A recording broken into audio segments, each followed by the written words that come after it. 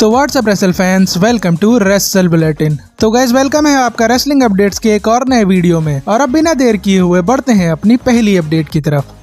सबसे पहली अपडेट जुड़ी है बॉबी लैशली से, जिन्होंने अपने AEW ज्वाइन करने वाले रूमर्स के बारे में बात की है, जिसमें उन्होंने कहा है कि उन्होंने कई सारे आर्टिकल्स देखे हैं AEW ज्वाइन करने वाले रूमर से रिलेटेड, और इन सब रूमर्स को कंट्रोल करना उनके हाथ में तो नहीं है, बट उनके हाथ में सिर्फ एक चीज है, और वो है खुद को सारी अपॉर्चुनिटीज के लिए तैयार रखना, और वो अब सबके लिए रेडी भी है। जिसका मतलब ये है कि बॉबी लैशली AEW तो ज्वाइन कर ही सकते हैं, बट उनके TNA में रिटर्न करने के चांसेस भी काफी ज्यादा हैं, जिसकी वजह से देखना काफी ज्यादा इंटरेस्टिंग होगा कि बॉबी लैशली किस प्रमोशन के साथ डील साइन करते हैं, और क्या पता WWE ही उन्हें फिर से कॉन्ट्रैक्ट ऑफर कर दे, क्योंकि लैशली अभी काफी ज्यादा हाइप वाले फ्री एजेंट है प्रो रेसलिंग में। तो अगर WWE को अपनी गलती का एहसास हो जाए तो हो सकता है कि WWE उन्हें मोटे पैसों के साथ कॉन्ट्रैक्ट ऑफर कर दे, जिसकी वजह से लैशली फिर से एक बार WWE ज्वाइन कर ले।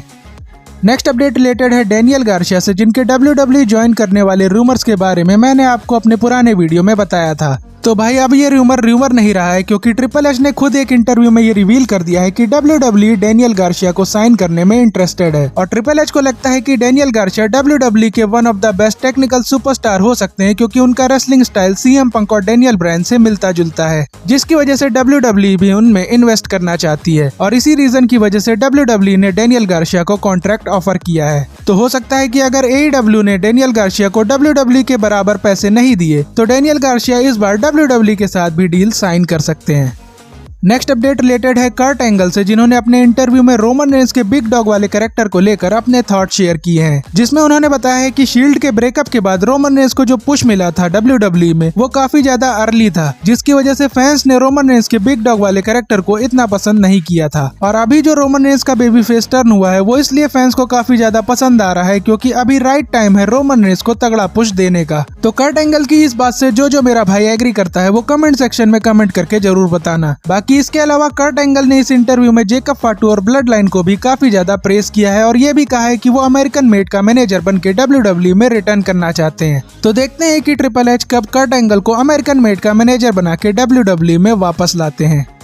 नेक्स्ट अपडेट रिलेटेड है बेली से, जिनके नेक्स्ट टैग टीम मैच का रिजल्ट WWE ने ऑलरेडी लीक कर दिया है। तो गाइज आपको पता होगा कि नेक्स्ट स्मैकडाउन पर बेली और नेओमी का मैच होने वाला है टिफनी और नाया जैक्स से, जिसमें अगर बेली और नेओमी हारती हैं तो उन्हें स्मैकडाउन लीव करना होगा। तो भाई इस मैच का रिजल्ट शायद WWE ने गलती से लीक कर दिया है, क्योंकि रिपोर्ट्स के अकॉर्डिंग बेली इस वीक के बाद वाले स्मैकडाउन के शोज के लिए भी एडवर्टाइज है, जिससे ये क्लियर हो गया है कि बेली और नेओमी तो ये मैच नहीं हारने वाली हैं, जिसकी वजह से इस मैच में सिर्फ ये देखना ही ज्यादा इंटरेस्टिंग है कि बेली और नेओमी में से आखिरकार कौन नाया जैक्स या टिफनी को पिन करता है, क्योंकि फिर वही आगे बैड ब्लड में नाया जैक्स को चैंपियनशिप के लिए फेस करेगा।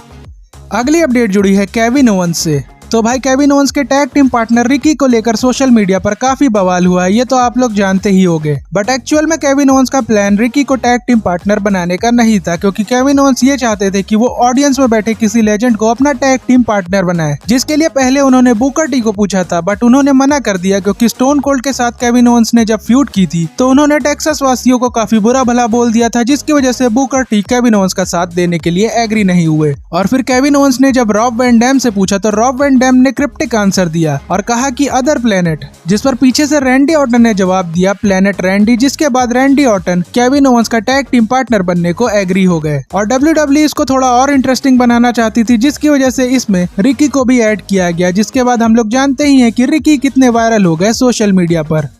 नेक्स्ट अपडेट रिलेटेड है द क्वीन शार्लेट फ्लेयर से। तो भाई अगर आपको याद हो तो मैंने अपने पुराने वीडियो में ये बताया था कि शार्लेट ने एक इंटरव्यू में ये रिवील किया है कि वो नवंबर में अपना रिटर्न कर सकती हैं, बट अभी जो अपडेट सामने आ रही हैं वो अच्छी नहीं है, क्योंकि फाइटफुल सिलेक्ट की रिपोर्ट के अकॉर्डिंग शार्लेट फ्लेयर अभी भी नी इंजरी से पूरी तरह से रिकवर नहीं हो पाई हैं। हालांकि उन्होंने अपना रिहैब स्टार्ट कर दिया है, बट अभी तक उन्हें WWE के डॉक्टर से मेडिकल क्लियरेंस नहीं मिला है, और डॉक्टर्स ने सर्जरी के बाद ये बोला था कि शार्लेट फ्लेयर फरवरी तक पूरी तरह से फिट हो जाएंगी, बट शार्लेट फ्लेयर ने अपने हार्ड वर्क की वजह से इस टाइम लाइन को थोड़ा और कम कर दिया, बट अनफॉर्चुनेटली वो अभी तक 100% क्लियर नहीं हो पाई हैं। वैसे अभी नवंबर आने में 1 महीने से ज्यादा का टाइम है, तो हो सकता है कि तब तक शार्लेट फ्लेयर फिट हो जाएं, बट अगर ऐसा नहीं हुआ तो फिर सीधा रॉयल रंबल में ही शार्लेट फ्लेयर का रिटर्न हम लोगों को देखने को मिलेगा।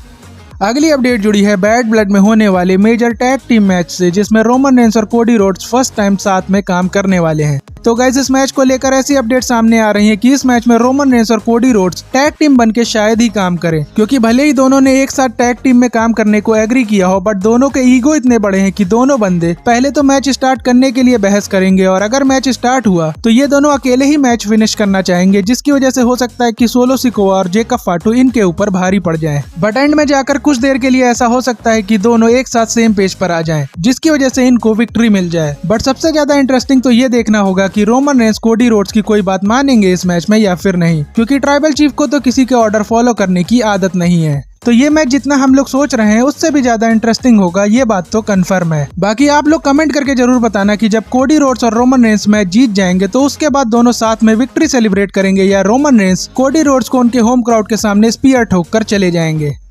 नेक्स्ट अपडेट रिलेटेड है द अंडरटेकर के इन रिंग रिटर्न से। तो भाई अंडरटेकर ने अपने पॉडकास्ट में WWE में एक और मैच करने को लेकर बात की है, जिसमें उन्होंने बताया है कि वो रिटायरमेंट से सिर्फ एक मैच लड़ने के लिए वापस आना चाहेंगे और वो मैच होगा brothers of destruction versus D generation x. हालांकि ये मैच हम लोगों को सऊदी अरेबिया में देखने को मिल चुका है, जिसमें शॉन माइकल्स ने रिटायरमेंट से कमबैक किया था। बट अंडरटेकर इस मैच को स्टिल बहुत खराब मानते हैं, क्योंकि इस मैच में ट्रिपल एच का शोल्डर इंजर्ड हो गया था, जिसकी वजह से केन, अंडरटेकर और शॉन माइकल्स की परफॉर्मेंस भी कुछ खास नहीं थी और इसी वजह से अंडरटेकर इस टैग टीम मैच का रीमैच करना चाहते हैं। बट सबको पता है कि अब ये पॉसिबल नहीं हो पाएगा, क्योंकि चारों लेजेंड्स की बॉडी अब जवाब दे चुकी है।